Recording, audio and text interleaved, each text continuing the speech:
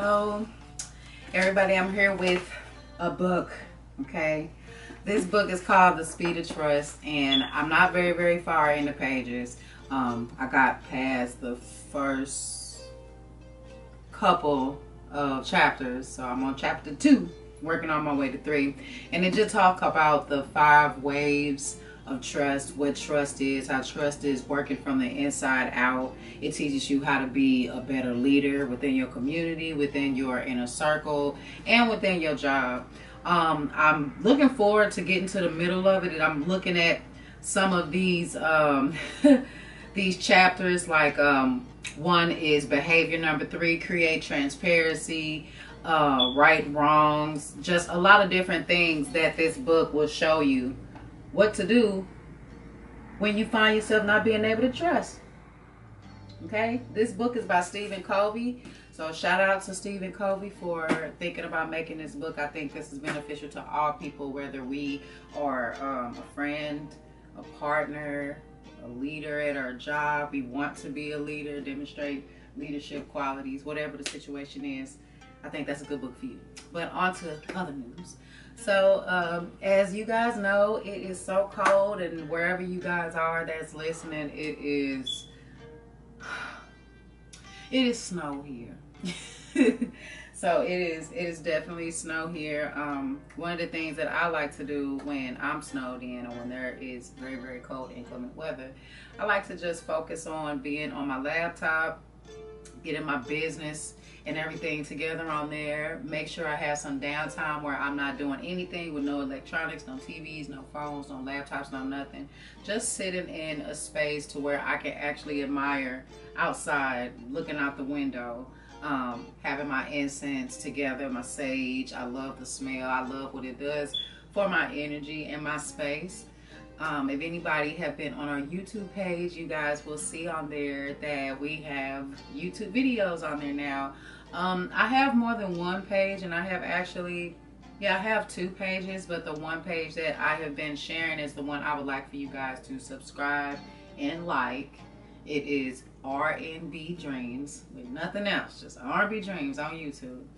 You're going to see a lot of different things on there. Some things funny, some things business-wise, our moments. Anybody that listens to our podcast, we're pretty much turning them into videos. So some of the stuff that we actually discuss on podcasts, which you can also listen to on Spotify, Apple Podcasts, and Anchor. You can go back and look, and we're just probably going to make videos to give you guys the visuals. You know, the message still be the same, but we definitely want to give you guys visuals. I want to say, moving forward, I feel really good about my days and the things that I like to be a part of in my days. We all have ups and downs. We all have something that can make us feel really great, and then all it takes is, boom, for somebody to steal your joy that quick. And it's so easy for all of us who are going through healing stages and phases of our life to get triggered by certain things. That is a normal process of healing, but once you realize where that trigger stemmed from, now you can work on the root and fix it. So everybody that is out there, when you're triggered by things, don't necessarily point the finger at somebody else. Sometimes it can be you. You have to take your share in something that is causing you yourself to experience those triggers. You can't always point the finger. It's something within yourself that you need to fix and acknowledge the situation and move forward. That is like one of the best advice that I can give regarding that. I'm in my jammies. I'm warm. I'm sitting here with my game plan. You know, definitely got my game plan. Everything that I pretty much really wanted to do in 2022, I feel like I've done and have accomplished. I feel like moving forward, going into 2023, I have everything and everyone that I need. I feel that my life is just kind of like a big open space, but a closed in one as well, because my heart is just so ready to love. You know, I've always been on, you know, wanting to be good spirits, give people joy, and always try to, you know, just like I said, just make people feel good. And I like the interactions that I get with people. I like being able to meet new people. You find ways they add to your life and you add to theirs. You know, it's really great benefit, especially with being an entrepreneur. Can't be like this and I'm up here, you know, saying I'm an entrepreneur. You know what I'm saying? Like my mom used to always say, nothing can come in a closed fist. If your fist is closed, can't nobody give you nothing, can't nobody take nothing. You know, so you got to use proper discernment as to who you want to close yourself out from. I'm not social, yet it feels like I am, but I'm not, because I really am a homebody and I don't really go nowhere.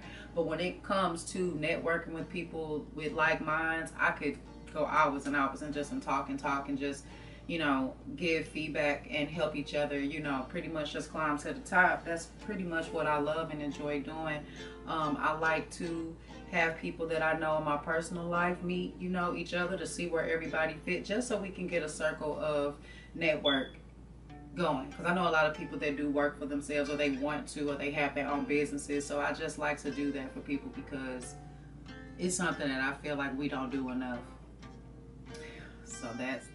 I feel that when it's your time to do something different, don't be afraid to do that. If you know that it's your calling to go work somewhere and do something, don't be so stuck on, oh, you know, I can't do this, I can't do that. Actually, you can. You really can do anything that you really want to do. It's like when you tell yourself that you can't, it's like the universe opens up and closes things depending on how you feel, whatever you're speaking over your life.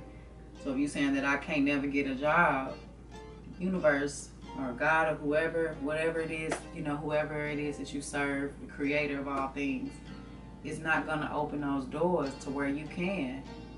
That moment of doubt and that fear is what stops a lot of us from getting ahead. And people be dead weight, people be negative, people, you know, want to keep you down where they are, and it's a hard process. It is a really, really hard process. You know, some people really do stretch themselves thin over all the people that are in their life that they feel look up to them, or people that are dependent on them in some kind of way, you know.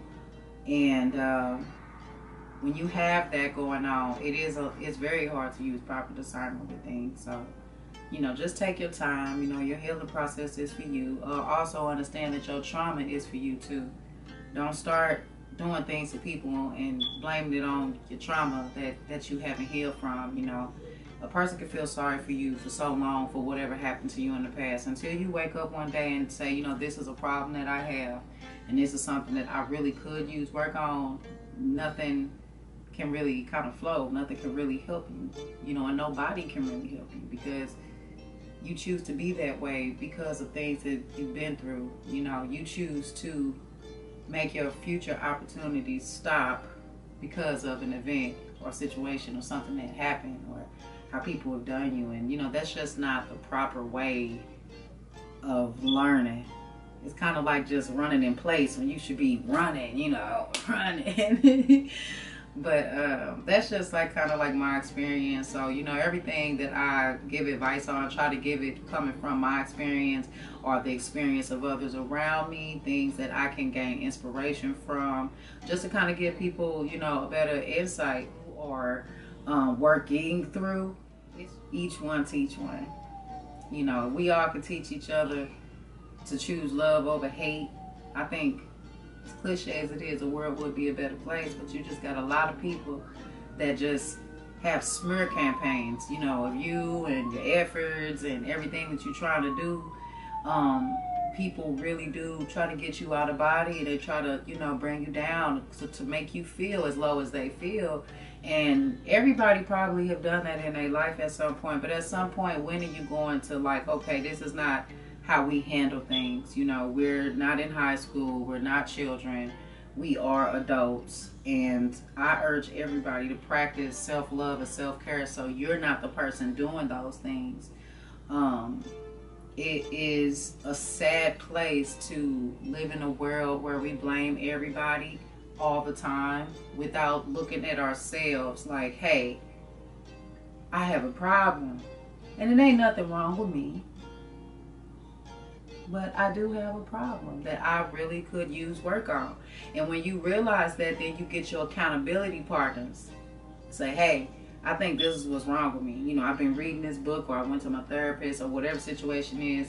And then they're there to say, oh, okay, she has a drinking problem. Okay, bet. We're not going to invite her to bars and stuff. We're going to do other things. Or we're not going to bring her liquor. You know what I'm saying? Or whatever your vice is. Hers might be liquor. This person's might be cigarettes. This person's may be weed. I don't know why weed, but whatever. You know, to each its own. Or this might be sex and love addiction for this person. Or this might be this person has trauma and don't know how to have meaningful interactions with people. It could be just a list of things. Once they come to terms that this is an issue I have, then they should be able to go to their accountability partners and tell them and say, you know, how can we come up with a plan? Now, this don't mean that that person's issue is your burden to carry, but all of us, we do what we can. Some do a little bit more. Some ain't is able to do a little bit more. You may try to measure, you know, what you do and this person and feel like someone is taking more from you than what you're getting. And the issue is everybody in the world feel like somebody used them, played them, got so much out of them, and they felt like they didn't have what they had. But that's why we shouldn't have our expectations too high. You understand? We have to have realistic goals. We have to have realistic expectations. You know what I'm saying? A person that got time on their hands may be able to do a lot more. A person that's busy and got 3-4 jobs, you know, 10 kids, college that she has to deal with, or whoever you are that's watching, whatever. I'm trying to think of just everything of the people that are in the audience right now. You just have a busy life and with a lot of people in it that love you, and you have to spread yourself pretty thin, you know. So if y'all go to YouTube and look at our video about people pleasers, it will basically explain all of that, what people pleasing can do. It can really damage you as a person. You could be a cheery person, but when you got all these people expecting all these different things from you, you have to cram this in and remember, like, oh my goodness, I have a lot of people in my life that love me and that who I love. And this person need this from me. This person need this all the time. This person need this sometimes. You know, it's a lot. And some of us that be in autopilot, you do it all the time and you don't complain because it's not an issue. But then when you take a moment to just be able to woosah, you realize that you really need to slow down and have some time for yourself. Time for yourself that you don't have to explain to anybody. People that love you in real life, they already know, you know, it's nothing personal. They truly is going through something that they're trying to figure out, you know. It's okay to hold people's hand. And it's also okay to let go. When you learn how to walk, you don't need to hold their hand. But they may get to a point where they may fumble and stall, and, you know, who gonna catch them if they fall? You know what I'm saying? So on the flip side, you know, that's kind of the give and take relationships that you have with partnerships, friendships, all of that, you know. Everybody feeling like they're getting fed, you know. People that need so much of you, they may feel like you didn't hold their hand. They held yours. But understand that, and when you hold somebody's hand and they're holding yours back, that's what it is. Because it could be just on some shit like this. But no, they're holding your hand back. You know what I'm saying? It's all love. And I think that we should go into 2023 appreciating the connections that we have with people, not the connections that we don't. We can't force connections. That's a big one. You don't have to revisit anything or anyone. I said that in our YouTube video. It's all about what two mature people want to do and how they can grow. Okay?